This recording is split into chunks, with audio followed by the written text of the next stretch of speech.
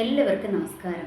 ഒത്തിരി പേര് എന്നോട് കമൻറ്റിലൂടെ ചോദിക്കുന്ന ഒരു കാര്യമാണ്, ഞങ്ങൾ ഒത്തിരി വർഷമായിട്ട് വാടക വീട്ടിലാണ് താമസിക്കുന്നത്, ഞങ്ങൾക്ക് സ്വന്തമായിട്ടൊരു ഭവനമില്ല, പ്രാർത്ഥിക്കണേ പ്രാർത്ഥിക്കണേ എന്ന് ഒത്തിരി പേര് പറയാറുണ്ട്. ഞാൻ കുറേ നാളുകൾക്ക് മുൻപേ ഒരു വീഡിയോ ഞാൻ ചെയ്തിരുന്നു. നമ്മൾ സ്വന്തമായൊരു ഭവനം ലഭിക്കാൻ എങ്ങനെയാണ് പ്രാർത്ഥിക്കേണ്ടത്, ഏത് വചനം വെച്ചാണ് പ്രാർത്ഥിക്കേണ്ടതെന്നൊക്കെ ഞാൻ മുൻപേ വീഡിയോ ചെയ്തിട്ടുണ്ടായിരുന്നു. അപ്പോൾ എല്ലാവർക്കും ആ വീഡിയോ കാണാൻ പറ്റിയിട്ടില്ല, കാരണം കുറേ പുറകോട്ടുള്ളതാണ്. അപ്പോൾ പുതിയതായിട്ട് വരുന്ന ആൾക്കാർക്കൊന്നും അത് കാണാൻ പറ്റത്തില്ലല്ലോ, ഇനി അവർക്കത് സെർച്ച് ചെയ്ത് കണ്ടുപിടിക്കാനും ഭയങ്കര ബുദ്ധിമുട്ടാണ്. ഓക്കെ, അപ്പോൾ ഞാൻ വിചാരിച്ചു ഒരു വീഡിയോ കൂടെ ചെയ്യാം, കാരണം ഇതൊരു ഭയങ്കര ഇമ്പോർട്ടൻ്റ് ആയിട്ടുള്ളൊരു സബ്ജക്റ്റ് ആണല്ലേ. കാരണം നമ്മൾക്ക് സ്വന്തമായൊരു വീട്ടിൽ അല്ലേ, എല്ലാവരും പറയും ഈ ഒന്നും കഴിക്കാനില്ലെങ്കിലും കുഴപ്പമില്ല, അപ്പോൾ സ്വന്തമായൊരു കുടുംബത്തിൽ കിടന്ന് ഒന്ന് ഉറങ്ങുവാൻ, സമാധാനത്തോടെ ഒന്ന് ഉറങ്ങുവാൻ കഴിയുന്നതാണ് ഏറ്റവും വലിയ ഭാഗ്യമെന്ന് പറയുന്ന ഒരുപാട് പേരെക്കുറിച്ച് ഞാൻ കേട്ടിട്ടുണ്ട്. നമ്മൾക്കൊക്കെ അറിയാം അല്ലേ, എല്ലാവരും ഇന്ന് സ്വന്തമായ ഭവനങ്ങളിൽ കിടക്കുന്നവരെ സംബന്ധിച്ചിടത്തോളം അവർക്കും ഒരു പുറകോട്ട് പോയാൽ ഒരു സ്റ്റോറി പറയാനുണ്ടാകും. ഞങ്ങളും ഇതുപോലെ തന്നെ വാടക വീട്ടിലാണ് കിടന്നത്, പിന്നീട് ദൈവം അനുഗ്രഹിച്ചതായെന്ന് പലർക്കും പല സാക്ഷ്യങ്ങളും പറയാനുണ്ടാകും അല്ലേ. എന്നാൽ നമ്മൾ ദൈവത്തിൻ്റെ സന്നിധിയിൽ വചനം വെച്ച് നമ്മൾ പ്രാർത്ഥിക്കുവാനായിട്ട് തയ്യാറായി കഴിഞ്ഞാൽ സാധ്യതകളില്ലാത്തടത്ത് ദൈവം സാധ്യതകളെ തുറന്നു തന്ന് നമ്മളെ മാനിക്കുന്ന ദൈവമാണ് കേട്ടോ. അത് ഒരുപാട് അനുഭവങ്ങൾ എനിക്ക് പറയാനുണ്ട്, നിങ്ങൾക്ക് ഓരോരുത്തർക്കും പറയാനുണ്ട്, പല വിഷയങ്ങളിൽ പറയുവാനുണ്ട്. നമ്മളൊന്നും വിചാരിക്കാതിരിക്കുമ്പോഴായിരിക്കും ചില പ്രാർത്ഥനയുടെ മറുപടികൾ പോലെ ചില അനുഗ്രഹങ്ങൾ ദൈവം നമ്മളുടെ ജീവിതത്തിലേക്ക് കൊണ്ടുതരുന്നത്. ഒരിക്കലും നമ്മൾ പ്രതീക്ഷിക്കുന്നതല്ല. ചിലപ്പോൾ നമ്മൾ കുറേ വർഷങ്ങൾ കഴിഞ്ഞിട്ടായിരിക്കും ചില നന്മകൾ അല്ലെങ്കിൽ ഒരു വീടൊക്കെ നമ്മൾ പ്രതീക്ഷിക്കുന്നത്. എന്നാൽ ചിലപ്പോൾ പെട്ടെന്നായിരിക്കും ദൈവത്തിൻ്റെ പ്രവൃത്തി വെളിപ്പെട്ട് വരുന്നത്. അപ്പോൾ നമ്മൾ ചെയ്യേണ്ട കാര്യം എന്താണ്? നമ്മൾ പ്രാർത്ഥിക്കുക, പ്രവർത്തിക്കുക, അതാണ് നമ്മൾ ചെയ്യേണ്ട കാര്യം അല്ലേ. അപ്പോൾ അതുകൊണ്ട് ഈ വീട് എന്ന് പറയുന്നത് വളരെ ഇമ്പോർട്ടൻ്റ് ആണ്. അതുകൊണ്ട് നമ്മൾ പ്രാർത്ഥിക്കുക. ഇനി ചിലരുണ്ട്, വീടുണ്ട്, അതിനകത്ത് കിടന്നൊരു സമാധാനത്തോടെ ഉറങ്ങുവാനായിട്ട് പറ്റുന്നില്ല, അസമാധാനമാണ്. ഒന്നുകിൽ കുടുംബത്തിനകത്ത് നിന്ന് വരുന്ന അസമാധാനങ്ങൾ, അതല്ല എങ്കിൽ അയൽവക്കംകാരിൽ നിന്ന്, ചുറ്റുവട്ടങ്ങളിൽ നിന്ന് വരുന്ന അസമാധാനങ്ങൾ, അങ്ങനെ പല വിധത്തിലും സമാധാനവും സ്വസ്ഥതയും ഇല്ലാത്ത സ്വന്തം കുടുംബങ്ങളിൽ പാർക്കുന്നവരുമുണ്ട്. അവർക്കും കൂടെ വേണ്ടിയിട്ടാണ് ഇന്ന് ഞാൻ സംസാരിക്കുവാനായിട്ട് പോകുന്നത്. കാരണം സ്വന്തമായൊരു ഭവനം ദൈവം നമ്മൾക്ക് തരുന്നത് എന്തിനാണ്? അവിടെ നമ്മളുടെ സ്വസ്ഥതയോടെ സമാധാനത്തോടെ നമ്മൾ പാർക്കുവാൻ വേണ്ടിയിട്ടാണ്. അപ്പോൾ അതിന് വിരോധമായിട്ട് വ്യക്തിയാണെങ്കിലും ശക്തിയാണെങ്കിലും എഴുന്നേറ്റ് കഴിഞ്ഞാൽ അതിനെ തകർക്കുക എന്നുള്ളത് നമ്മളുടെ പ്രാർത്ഥനയിലൂടെ നമ്മൾ ചെയ്യേണ്ട കടമയാണ്. ദൈവം അത് തകർക്കുക തന്നെ ചെയ്യും. എല്ലാത്തിൻ്റെയും പിന്നിൽ എന്ത് വേണം? പ്രാർത്ഥന അതിശക്തമായിട്ട് വേണം. കാരണം സാധ്യതകൾ മുൻപിലില്ല എങ്കിൽ പോലും നമ്മൾ പ്രാർത്ഥിച്ചോണം.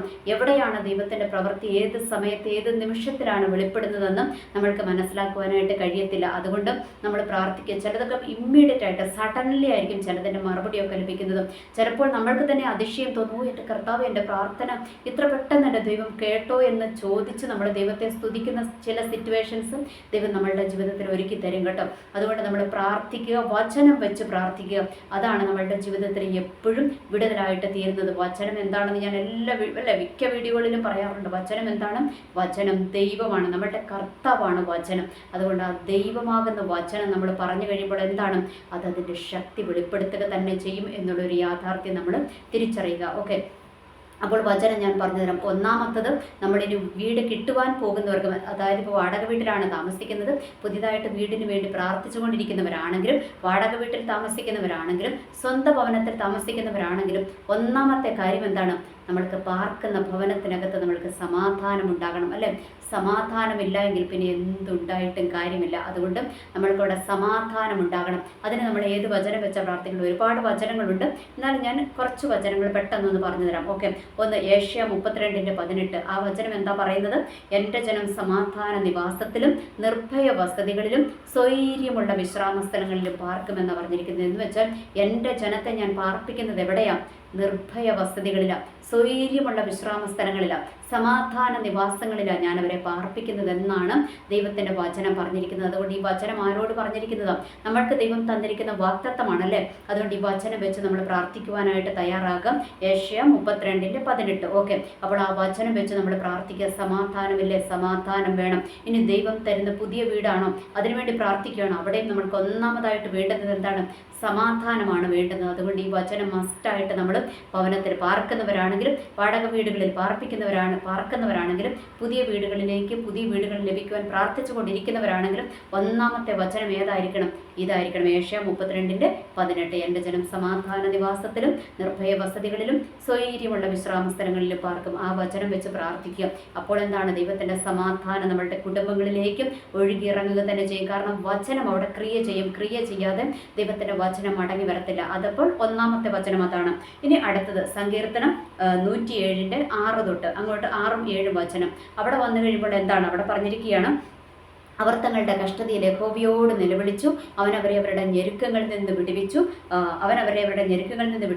അവർ പാർക്കുവാൻ തക്ക പട്ടണത്തിൽ ചെല്ലേണ്ടതിന് അവനവരെ ചൊവ്വയുള്ള വഴിയിൽ നടത്തി. എന്ന് വെച്ചാൽ ഈ പട്ടണങ്ങളെല്ലാം, നമ്മൾ ആഗ്രഹിക്കുന്ന പട്ടണങ്ങളെല്ലാം നല്ലതാകണമെന്നില്ല, അല്ലേ? ദൈവം നമ്മൾക്ക് കണ്ടെത്തി തരുന്ന പട്ടണങ്ങളാണ് നല്ല പട്ടണങ്ങൾ. അവിടെയാണ് പറഞ്ഞിരിക്കുന്നത്. അപ്പോൾ നമ്മൾ ഒന്നാമത്തത് എന്താണ്? നമ്മൾ ദൈവത്തോട് നിലവിളിക്കണം. കർത്താവേ, ഞങ്ങളായിരിക്കുന്ന ഈ കഷ്ടത്തിൽ നിന്ന്, ഞങ്ങളായിരിക്കുന്ന ഈ ഇടുക്കത്തിൽ നിന്ന്, ഈ ഞെരുക്കത്തിൽ നിന്നും ദൈവം ഒന്ന് ഞങ്ങൾക്ക് വിടുതൽ തരണം. സ്വന്തമായൊരു ഭവനത്തിൽ എൻ്റെ ദൈവം ഞങ്ങളെ ഒന്ന് പാർപ്പിക്കണം എന്ന് പറഞ്ഞ് നമ്മൾ പ്രാർത്ഥിക്കണം ദൈവത്തോട്. ഒന്നാമത്തത് എന്താണ്? നമ്മൾ ദൈവത്തോട് നിലവിളിക്കണം. നമ്മുടെ കഷ്ടങ്ങളിൽ യഹോവയാം ദൈവത്തോട് നിലവിളിക്കണം. അപ്പോൾ എന്താണ്? നമ്മൾ പാർക്കുവാൻ തക്ക പട്ടണത്തിൽ ചെല്ലേണ്ടതിന് അവൻ അവരെ ചൊവ്വയുള്ള വഴിയിൽ നടത്തി. എന്ന് വെച്ചാൽ പാർക്കുവാൻ തക്ക പട്ടണത്തിൽ ചെല്ലേണ്ടതിന് ഒരു നേരായ വഴിയുണ്ട്. ആ വഴിയിലൂടെ ദൈവം അവരെ വഴി നടത്തും. എന്ന് വെച്ചാൽ ദൈവത്തിൻ്റെ ഹിതമുള്ള ഇടത്ത് ദൈവം നമ്മളെ കൊണ്ടുവന്ന് എത്തിക്കുവാനായിട്ട് ഇടയാകും. അവിടെ എന്തുണ്ട്? അവിടെ സമാധാനവും സ്വസ്ഥതയും പൂർണ്ണതയും എല്ലാം ഉള്ള ഒരു ഭവനമായിരിക്കും ദൈവം നമ്മൾക്ക് തരുന്നത്. അതുകൊണ്ട് ആ ഒരു ലൈൻ നമ്മൾ രണ്ടാമത്തെ വചനമായിട്ട് നമ്മൾ പ്രാർത്ഥിക്കേണ്ടതുണ്ട്. കാരണം നമ്മൾക്ക് അല്ലേ സ്വസ്ഥതയുള്ള ഭവനങ്ങളിൽ നമ്മൾ പാർക്കണം. അപ്പോൾ ആ ഒരു വചനം നമ്മൾ ദൈവത്തോട് പ്രാർത്ഥിക്കേണ്ടതാണ്. ഇനി അടുത്തത് എന്താണ്? അടുത്തത് പറഞ്ഞിരിക്കുകയാണ് ഹോശേയ പ്രവാചകന്റെ പുസ്തകം 11:11. അവിടെ പറഞ്ഞിരിക്കുകയാണ്, ഞാനവരെ അവരുടെ വീടുകളിൽ പാർപ്പിക്കുമെന്ന് യഹോവയുടെ അരുളപ്പാട്. എന്ന് വെച്ചാൽ ഞാനവരെ അവരുടെ വീടുകളിൽ പാർപ്പിക്കുമെന്ന്, എന്ന് വെച്ചാൽ മറ്റുള്ളവരുടെ വീടുകളിലല്ല, അവരുടെ വീടുകളിൽ ഞാനവരെ പാർപ്പിക്കുമെന്ന് യഹോവയുടെ അരുളപ്പാട്. ആരുടെ അരുളപ്പാടാ? യഹോവയാം ദൈവത്തിൻ്റെ അരുളപ്പാട്, വേറെ ആരുടെയും അരുളപ്പാടല്ല കേട്ടോ. അതുകൊണ്ട് ഇത് ദൈവത്തിൻ്റെ വാഗ്ദത്തമാണ്. തൻ്റെ ജനത്തിന് വേണ്ടി ദൈവം തുറന്നു തന്നു വെച്ചിരിക്കുന്ന വാഗ്ദത്തമാണ്. അതുകൊണ്ട് ഈ വചനം വെച്ച് നമ്മൾ പ്രാർത്ഥിക്കുക. ഹോശേയ 11:11 എന്താണ്? ഞാനവരെ അവരുടെ വീടുകളിൽ പാർപ്പിക്കുമെന്നും യഹോവയുടെ അരുളപ്പാട്. അപ്പോൾ ഈ 3 വചനങ്ങൾ പ്രധാനമായിട്ടും, പിന്നെ വേറെ നിങ്ങൾക്കറിയാവുന്ന വചനങ്ങളൊക്കെ എടുത്തു വെച്ച് പ്രാർത്ഥിച്ചു. ഈ 3 വചനങ്ങൾ പ്രധാനമായിട്ട് നമ്മൾ വെച്ച് പ്രാർത്ഥിക്കേണ്ടത് വളരെ അത്യാവശ്യമാണ്. കാരണം വാടക വീടുകളിൽ കിടക്കുന്നവർക്ക് അറിയാം അതിൻ്റെ വിഷമമല്ലേ. ഞങ്ങളും കിടന്നിട്ടുള്ളതാണ്. അപ്പോൾ നമ്മൾക്കറിയാം എന്താണ് റെൻറ്റ് കൊടുക്കണം. ചിലപ്പോൾ ഈ റെൻറ്റ് കൊടുക്കുന്ന സമയം വരുമ്പോഴായിരിക്കും എന്ത് വരുന്നത്? എന്തെങ്കിലും അസുഖങ്ങളോ മറ്റുള്ള കാര്യങ്ങളൊക്കെ വരുന്നത്. അപ്പോൾ ഈ റെൻറ്റ് കൊടുക്കാനുള്ള ബുദ്ധിമുട്ട് അല്ലേ. നമ്മൾക്കറിയാം കൊറോണയുടെ സമയമൊക്കെ വന്നപ്പോൾ റെൻറ്റ് കൊടുക്കാനൊക്കെ നമ്മൾ എത്ര ബുദ്ധിമുട്ടി. അപ്പോൾ അതുകൊണ്ട് ഈ വാടക വീട്ടിൽ നിന്നൊരു മോചനം അല്ലേ. എന്ന് വെച്ചാൽ നമ്മൾക്ക് എന്താണ്? നമ്മൾക്ക് ഒരുപാട് നമ്മൾ ജോലിയെടുത്ത് പൈസ കിട്ടിക്കഴിയുമ്പോൾ അതെല്ലാം വാടകയ്ക്ക് അങ്ങ് പോവുക അല്ലേ. നമ്മൾ വർഷങ്ങൾ വാടകയ്ക്ക് താമസിക്കുന്നവരുടെ ഒന്ന് അവരൊന്ന് വാടക കൊടുത്ത പൈസ ഒന്ന് കാൽക്കുലേറ്റ് ചെയ്ത് നോക്കുമ്പോൾ വിചാരിക്കും, അയ്യോ ഇത്രയും പൈസ ഉണ്ടായിരുന്നെങ്കിൽ എപ്പോഴേ നല്ലൊരു വീട് മേടിക്കാമായിരുന്നു എന്ന് നമ്മൾ പലപ്പോഴും വിചാരിക്കും. അതുകൊണ്ട് നമ്മൾ എന്താണ്? ദൈവത്തോട് പ്രാർത്ഥിക്കണം. ദൈവത്തിൻ്റെ വാഗ്ദത്ത വചനമാണ് നമ്മളെ സ്വന്തം വീട്ടിൽ പാർപ്പിക്കുമെന്നുള്ളത്. ദൈവത്തിൻ്റെ വചനമാണ്. അതുകൊണ്ട് ദൈവത്തിൻ്റെ വാക്കുകൾക്ക്, ദൈവത്തിൻ്റെ വചനത്തിന് ഒരിക്കലും എന്ത് പറ്റത്തില്ല? മാറ്റം വരത്തില്ല. അത് നിവർത്തിക്കുക തന്നെ ചെയ്യുന്ന ഒരു ദൈവത്തെയാണ് നമ്മൾ ആരാധിക്കുന്നത്.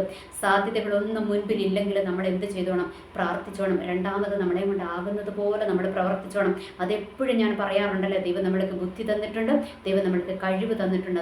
അത് നമ്മൾ പറ്റുന്നത് പോലെ നമ്മൾ എന്ത് ചെയ്തോണം? നമ്മൾ അത് ഉപയോഗിക്കുകയും ചെയ്യണം. എങ്ങനെ ഉപയോഗിക്കണം? സേവിങ്സുകൾ നടത്തണം അല്ലേ. സേവിങ്സുകൾ നമ്മൾ 1 രൂപയാണെങ്കിലും നമ്മളത് സേവ് ചെയ്ത് വെക്കുവാനായിട്ടും തയ്യാറാകണം. ഇനി അത് നമ്മൾ പ്രവർത്തിച്ച് കഴിയുമ്പോഴാണ് ദൈവത്തിൻ്റെ പ്രവൃത്തി വെളിപ്പെടുന്നതും. അല്ലാതെ നമ്മൾ കിട്ടുന്നതെല്ലാം ദൂർത്തടിച്ചിട്ട് അല്ലെങ്കിൽ കുറേ ആർഭാടം കാണിച്ചിട്ട് ദൈവമേ എന്ന് വിളിച്ചിട്ട് കാര്യമില്ല. കാരണം നമ്മളുടെ കയ്യിൽ തരുന്ന പൈസ അല്ലെങ്കിൽ തരുന്ന അനുഗ്രഹങ്ങൾ നമ്മളെ എങ്ങനെ ഉപയോഗിക്കുമെന്നും കൂടെ നമ്മളുടെ ദൈവം നോക്കുന്ന ദൈവമാണ്. അതുകൊണ്ട് നമ്മൾ അതിന് വില്ലിങ് ആണോ എന്നും കൂടെ ദൈവം നോക്കും. അപ്പോൾ നമ്മൾക്ക് പെട്ടെന്ന് അനുഗ്രഹം വേണം, പെട്ടെന്ന് നമ്മൾ വില്ലിങ് ആയി ദൈവത്തിന് മുൻപിൽ പ്രസൻ്റ് ആയിരിക്കുവാൻ നമ്മൾ പ്രത്യേകം ശ്രദ്ധിക്കേണ്ടതും വളരെ ആവശ്യമാണ്. അതുകൊണ്ട് ഈ വചനങ്ങൾ വെച്ച് നമ്മൾ ദൈവത്തോട് പ്രാർത്ഥിക്കുക, പ്രവർത്തിക്കുക. ദൈവത്തിൻ്റെ പ്രവൃത്തി വേഗത്തിൽ വെളിപ്പെട്ട് ദൈവം നമ്മൾക്ക് വേണ്ടി വഴി തുറക്കുന്ന ദൈവമാണ്. എനിവേ എല്ലാവർക്കും നല്ലൊരു ദിവസം ആശംസിക്കുന്നു. നന്ദി, നമസ്കാരം.